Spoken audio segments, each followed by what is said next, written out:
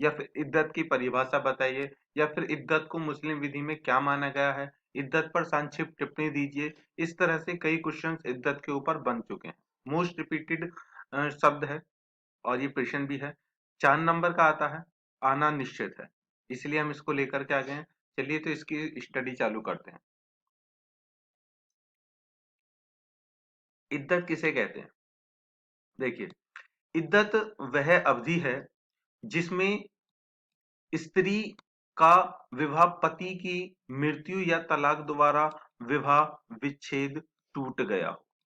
और मुस्लिम विधि में जब कोई विवाह विच्छेद या पति को मृत्यु के कारण विघटन खत्म हो जाता है, तो स्त्री कुछ समय तक पुनः विवाह नहीं कर सकती है। इस निश्चित इस निश्चित समय को इद्दत कहा जाता है। यह समय 4 महीने 10 दिन का होता है। तो बच्चों, सीधे सीधे शब्दों में, अपने शब्दों में एक बार मैं आपको बता दूं कि इद्दत किसे कहते हैं। इद्दत एक अवधि होती है जब मुस्लिम जो स्त्री का विवाह है, ठीक है, स्त्री और पुरुष का जो विवाह होता है, वो किसी कारणवश तलाक द्वारा या फिर पति की मृत्यु के कारण जब तलाक हो जाता है या फिर विवाह विच्छेद हो जाता है या विवाह खत्म हो जाता है, तो मुस्लिम विधि में इस तरह की जो कोई भी घटना होती है, तो उसको उस समय पत्नी जो होती है, मतलब कि पति पत्नी के बीच का संबंध अगर वो खत्म हो गया, तो उसके बाद में जो पत्नी है, स्त्री जो है, वो कुछ समय तक विवाह नहीं कर सकती। पति कर सकता है, पति के लिए कोई भी रोक टोक नहीं होती है। अगर तलाक के द्वारा दोनों का विवाह टूटा है, विवाह विच्छेद हुआ है, तो पति शादी कर सकता है लेकिन पत्नी नहीं कर सकती। वही मतानुसार इद्दत का अर्थ या तरवल जिसका पालन पत्नी, मतलब कि स्त्री के पति की मृत्यु या तलाक के बाद में जब पत्नी उससे अलग हो जाती है, तो वो तुरंत शादी करनी है या फिर दूसरी शादी करने से पहले के लिए उसके बीच में एक इंटरवल दिया जाता है कि इस बीच में ये आकृति है, वो समय होता है 4 महीने और 10 दिन का, जिसको हम कहते हैं इद्दत। ठीक है। अब एक और यहाँ पर इम्पोर्टेंट परिभाषा है।